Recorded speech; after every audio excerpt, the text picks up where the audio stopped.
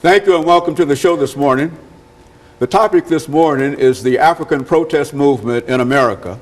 And we're fortunate to have with us to talk about the African protest movement in America from the end of slavery, from the beginning of slavery up through the civil rights movement, Alana McLaughlin.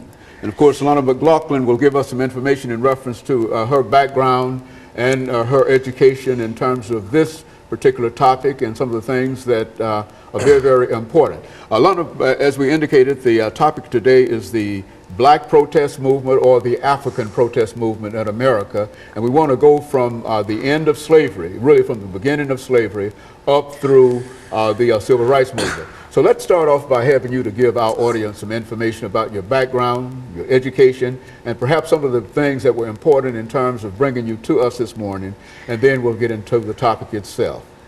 Well, Dr. Haney, as you've already stated, my name is Alana McLaughlin. I was born August 27th, 2002. My birthday is coming up soon. And I currently go to John Early Magnet Museum Middle School because this is my first year in 5th grade.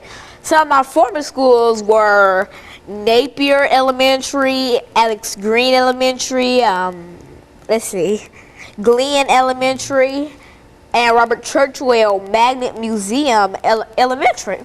And so you've had an opportunity to attend several of the schools within the metropolitan system, and you're now in the 4th grade at fifth grade at John Early Middle School. Is that right? Yes. And this is your first year in terms of being in the middle school. Why don't you tell us something in terms of your understanding of the middle school experience and how you think it compares to what you've done so far in terms of your educational preparation?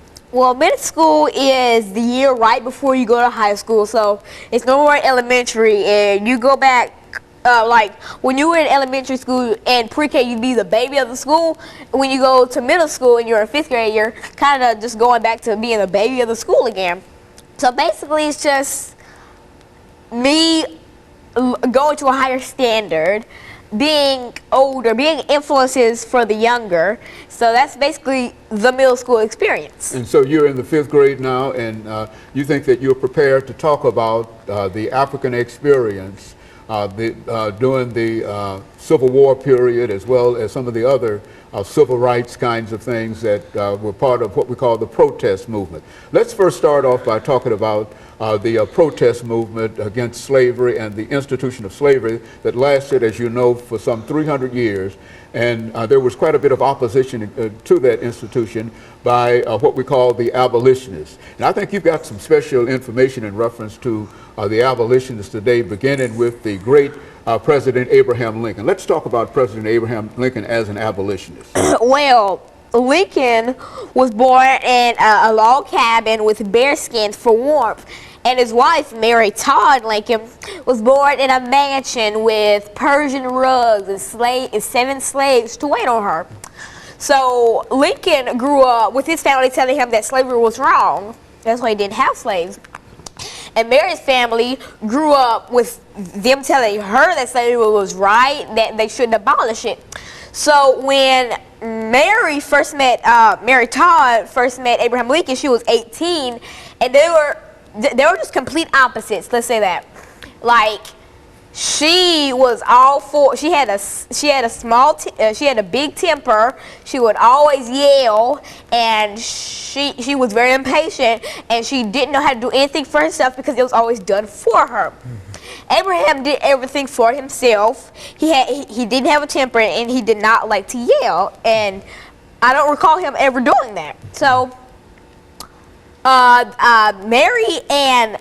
Mary started trying to talk Abraham out of signing the Emancipation Proclamation, which freed all slaves, because she was saying that, slavery, we'll just keep it for a few more years and that'll change your mind. But when he first signed it, he said that if his hand shook, they would say, oh, he had some doubts about it, but he signed it with no doubt. So after that, Mary Todd kind of converted over to being an abolitionist with her husband, the president, at the first time, and she was also the first lady to be called the first lady. Well, the first presidential wife to be called the first lady, as in the president, a president lady. Very good. And of course, Alana, that's, we'll take our first commercial break, and then we'll get back to talk about some of the results of the Emancipation Proclamation. And we'll be back with our audience following this very, very short commercial break.